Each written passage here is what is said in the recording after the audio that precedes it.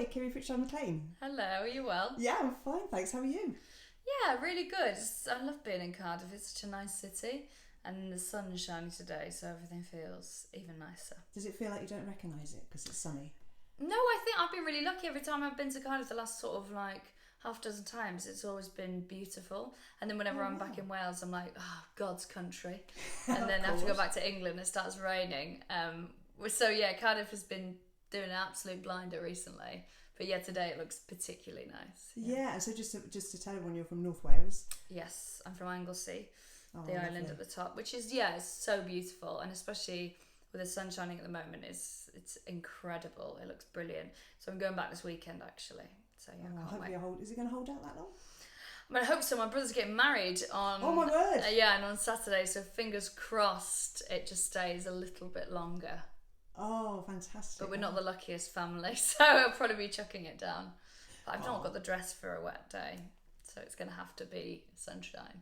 I'm sure it will be. So you're here today because you are headlining, well, you're actually doing your Edinburgh preview, Victim Complex, at Fun at the Flute on Thursday the 19th of August. Yes. And we are so excited about seeing that. 19th of July. Did I just say 19th of August? Yeah. I mean, I will be doing it on the 19th of August, but it will be in Edinburgh, so it'll be a bit of a trek, Yeah. So yeah, that's true. Thank you for that. It's the 19th of August. I will get it right.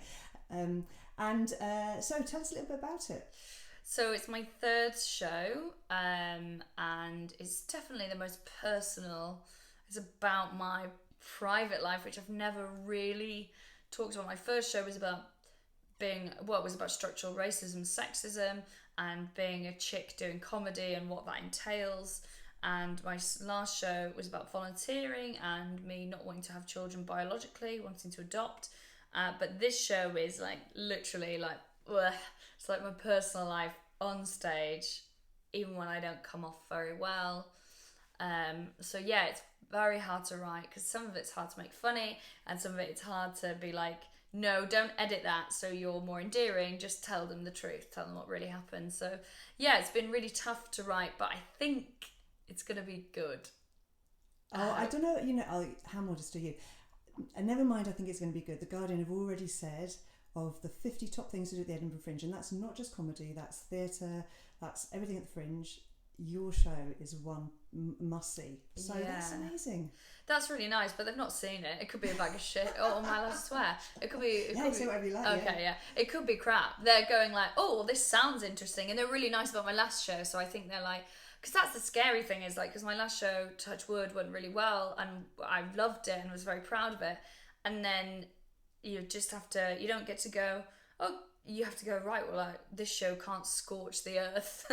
It has to be better than the last show. So you just have to you're always in a race with yourself and you want to be to get better, but it's scary. And obviously it's lovely when people are saying nice things like that, but it is an added pressure. So I try and ignore stuff like that and just be like, just make it good. It doesn't matter what anyone says about it, as long as I'm proud of it. Yeah. But it's getting there now. It's getting to the point where I think it's the kind of show that I want to do. Oh, fantastic. And so what was it that made you think, because it's hard to do it, the way you're just describing it now makes me think, oh my word, what big thing to do. But what was it that made you say, do you know what, this is going to be about me and relationships and being really truthful and putting it out there? Because I couldn't not talk about it. I tried not to, and I was writing another show about something else. I was writing another show about non-offending paedophiles, so it's always very relaxed subjects I go for. All this stuff was happening in my life, and I just had to take it on stage to process it in any way. And as soon as I did, and was just honest about what was happening and how I was treating people in my life and how people were treating me in my life, and how I'd treated my friends, loads. So I've yet to do a show where people haven't messaged me afterwards and said how much it resonated with them. And the last show was, I had a few people message me and go, oh, you kind of told the story that I had. But this show, every single show, and I just think it's something that's not spoken about. And these kind of behaviours and the patterns we get ourselves into. So every time I go to be like, I can't do it, someone will message me and I'll be like, no, I have to do it because no one's talking about this. Because everyone says I've never heard anyone speak about it before. So that's what I'm trying to do. I'm trying to talk about all this stuff with a sense of humour and a sense of compassion for everyone involved. And yes, it's hard, but I mean, nothing, that whole like, nothing good is ever, nothing great is ever easy. So I'm hoping that by the end, when I'm happy with it, it'll be something I can be really proud of. There's a hope. Wow.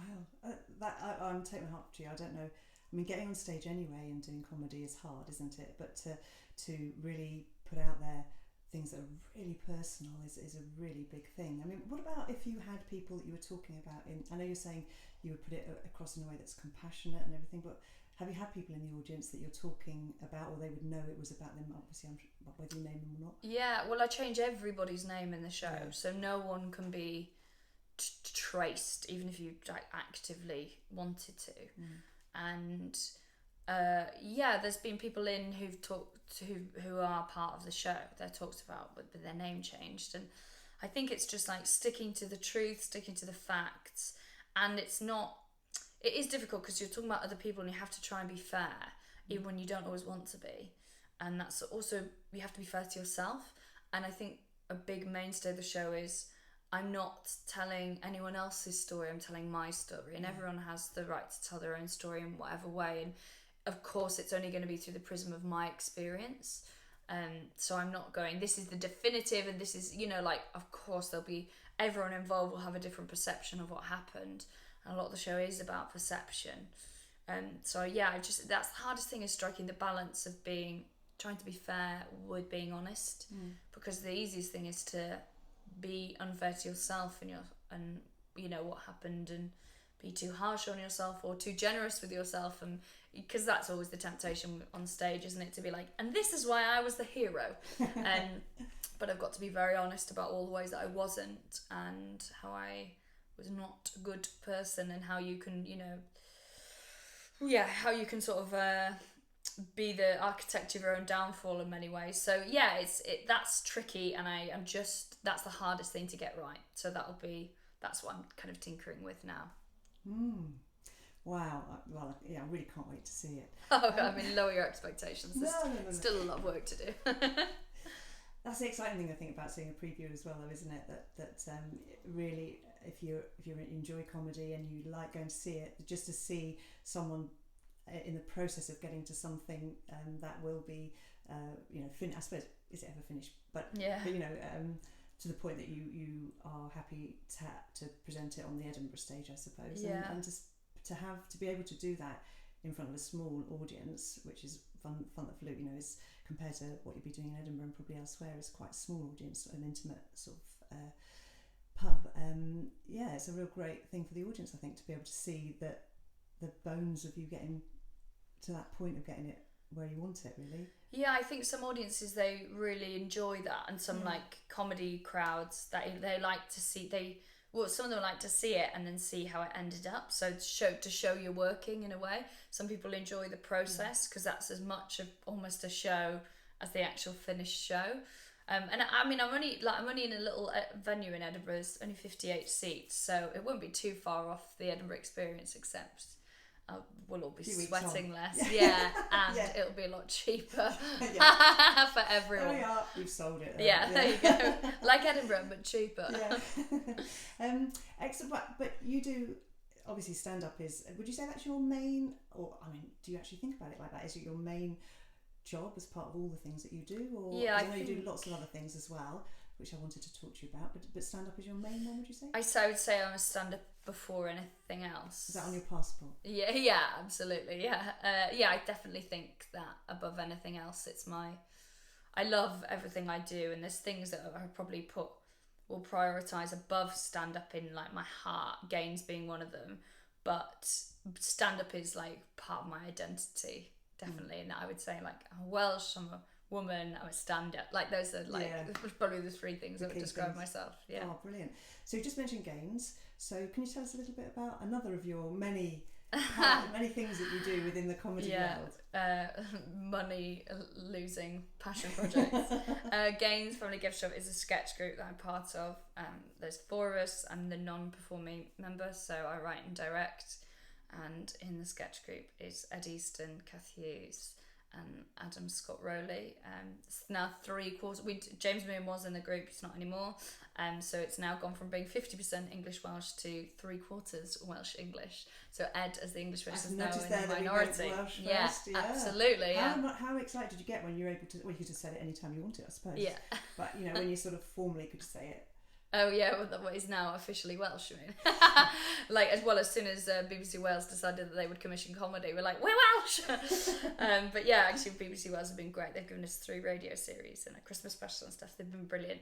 But yeah, it's I love it. I'm so proud of it, and we worked so hard over the years. And yeah, because having a lineup change was really difficult. And like to have to pull it out of the bag very quickly just before Edinburgh.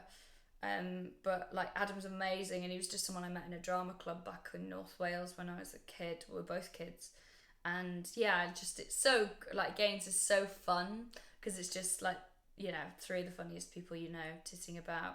Yeah, so the tour that we did was really great, really fun. So I was going to ask you, actually, to be with other people rather than being on your own, as most of the time I presume you are when you're doing stand-up. That must be a really nice change as well. So quite apart nice. From the fact you really like them and you get on well and you make each other laugh. Yeah, so nice, because I'm feeling it more and more that like, it's just quite a lonely way, because I gig most nights of the week. Quite lonely, just being on, like, you have fun at the gig and stuff, but then you sort of walk back, especially when I'm in London and not in my house with my dog. So I'm in a flat with my brother, who's great, but he's a teacher, so you walk home, you go to bed, you don't see him because he's up out before you, and then it just can be quite lonely. Whereas Gaines, it's a gang, it's like a team, and we look after each other, and even if we have a crap gig, like, we're all on the same team. So yeah, there is something really nice and sort of edifying about having a group of people around you, like a support network. It's the first year actually that Gaines won't be up in Edinburgh when I'm up, and I'm terrified because I've always got my little gang around me, and this year I'm like, oh, I haven't got Ed and I haven't got Kath to look after me.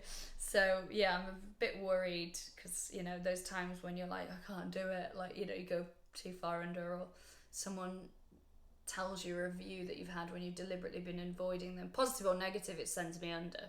But I haven't got my team around me. But Kat's on the end of the phone, so I'll be fine. So tell us a little bit about what you do with Gaines. What sort of comedy is it? We always get described as dark. I'm not sure that's no, it's not unfair, but it's not how I would necessarily describe us, because I think we temper what we do an awful lot.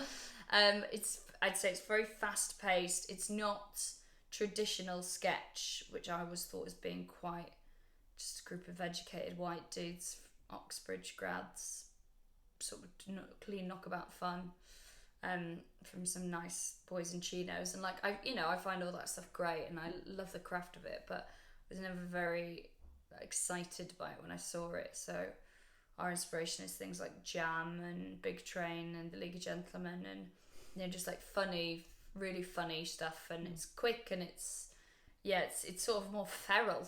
I think we are in that it's sort of like, they don't have costumes. Well, like, we've got all these rules that we have that we don't always say. So don't have costumes, won't do accents, won't do characters. They're always themselves. So they always call themselves by no props. We hated musical stings between sketches, because you should be able to know when a sketch ends because everyone laughs. So when you put a sting in there, it feels like a cheat.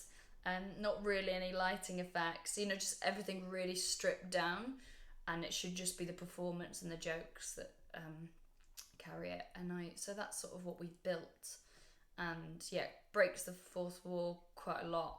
It's quite casual in a way, and then they're all very good at different things.